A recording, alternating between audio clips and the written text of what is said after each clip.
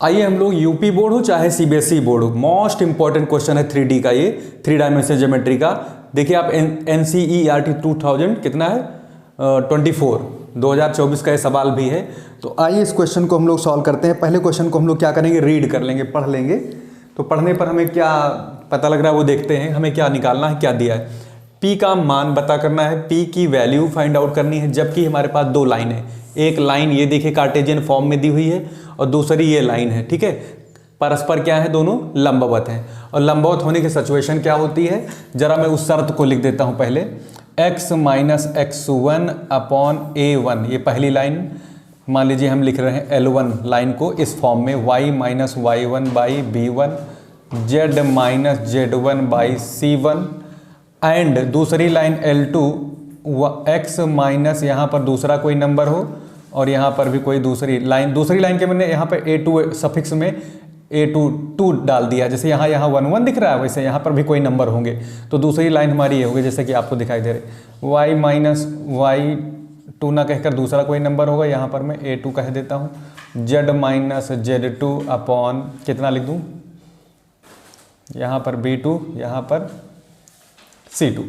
ये देखिए अगर ये दोनों क्या है, परस्पर लंब हैं, परपेंडिकुलर हैं ईच अदर, दोनों एक दूसरे पर लंबवत हैं, तो शर्त क्या है इसकी, शर्त कंडीशन क्या है, शर्त आपकी इस दोनों रेखाओं के लंबवत होने की कंडीशन क्या है, इनका मल्टीप्लाई a1 a2 और प्लस b1 b2, ठीक है, प्लस c1 c2, ये नंबर गुणे ये नंबर कर लेंगे और इन सब का जो जोड़ आएगा ना वो कितना आना चाहिए, सम 0 आना चाहिए।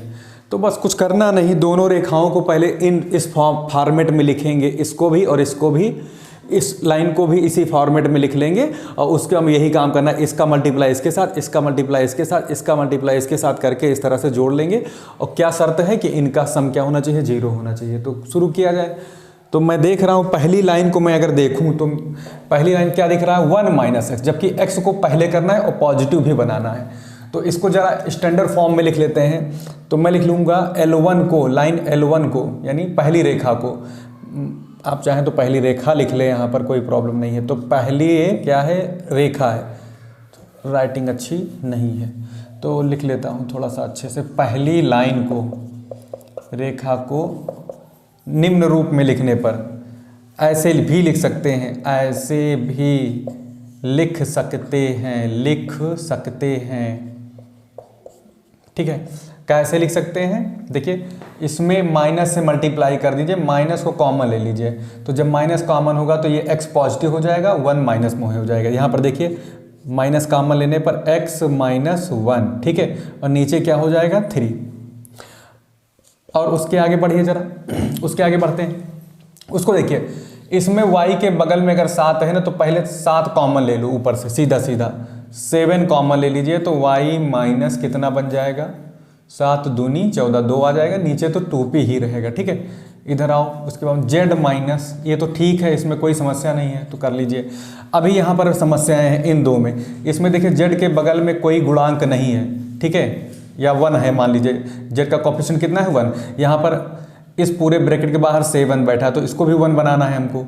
और यहाँ पर भी क्या करना है, पॉजिटिव करना है, निगेटिव भी ना रहे, यानी सारे पॉजिटिव हों, इस फॉर्मेट में हो कि यहाँ +1 हो सब में, x के बगल में, y के बगल में, z के बगल में +1 होना जरूरी है। ऐसे चेहरे हम इनका बना लेंगे। तो यहाँ पर देखिए माइनस दिख रहा है तो मैं क्या करूँगा, माइनस से ऊपर नीचे मल्टीप्लाई कर दूंगा। तो x माइनस 1 बाई ए, ऐसे लिख सकते हो इसको, ठीक है, ब्रैकेट बना लो चाहो तो। यहाँ देखिए इसको मैं केवल y माइनस 2 लिखूंगा और 7 से ऊपर नीचे डिवाइड कर दूंगा। ऊपर 7 से जब डिवाइड करूंगा न्यूमरेटर में तो हट जाएगा वो 7, यहाँ पर क्या आ जाएगा 2p बाई 7, या यही 7 जो है नीचे आ जाएगा 2p के, ठीक है। ये तरीका होता है, यहाँ पर कोई प्रॉब्लम नहीं है, ठीक है, यहाँ पर कोई प्रॉब्लम नहीं है। तो मेरे पास ये वाला हिस्सा जो कहलाएगा क्या, ये हमारा हो जाएगा a1, ये वाला हो जाएगा मेरा b1 और ये वाला जो हिस्सा हो जाएगा क्या हो जाएगा c1। ये हिस्से ये वाले, ये टिक में लगा दे रहा हूँ, ये a1 हो गया, ये b1 हो गया, ये c1 हो गया। इसी तरह से दूसरी लाइन को भी हम लोग लिखेंगे। दूसरी लाइन हमारी क्या हो जाएगी, तो मैं दूसरी लाइन लिख लेता हूँ।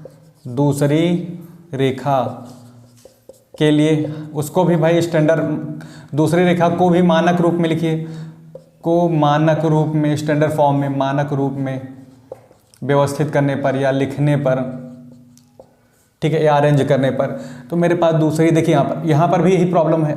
माइनस का 7 है, x के बगल में माइनस का 7 है, तो -7 को हम ले लेंगे कॉमन। तो अगर मैं -7 को कॉमन लूँगा तो यहाँ क्या आएगा, यहाँ पर x हो जाएगा और ये वाला हिस्सा आपका प्लस वाला माइनस हो जाएगा। तो मतलब कुल मिला के -7 से ऊपर और -7 से नीचे डिवाइड कर लीजिए। सबसे अच्छा तरीका ये भी है, मैं हटा देता हूँ।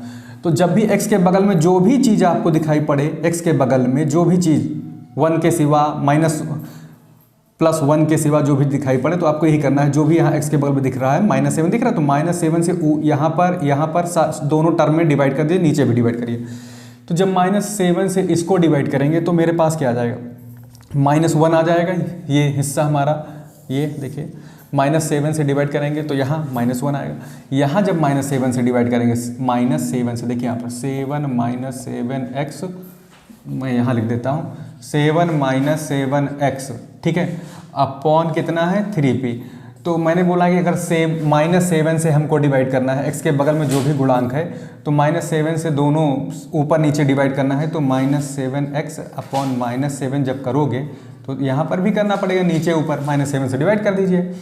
तो ये आपका जो हिस्सा है क्या आएगा, -1 आएगा। ये वाला जो हिस्सा है प्लस का x हो जाएगा। तो फाइनली यहाँ पर कितना आएगा, 3p/-7। तो -7 ऐसे कर लीजिए।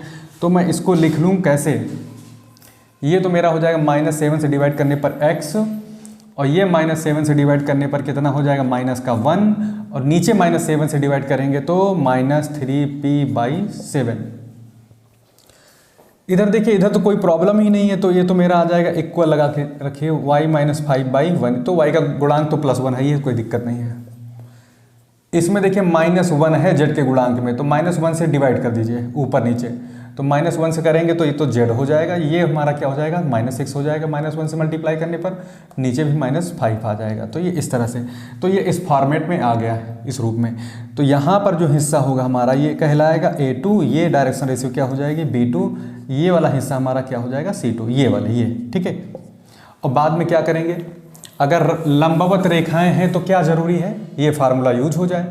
लंब होने की दशा में अब हम लिख सकते हैं, क्योंकि दोनों रेखाएं लंबवत हैं, क्योंकि दोनों रेखाएं क्या हैं,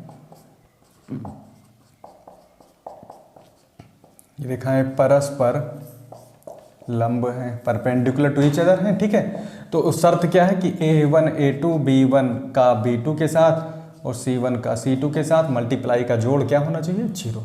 तो रख देते हैं A1 A2। A1 हमारे पास कितना है, -3 है, ठीक है, और A2 कितना है, यहाँ देखिए A2 है -3p/7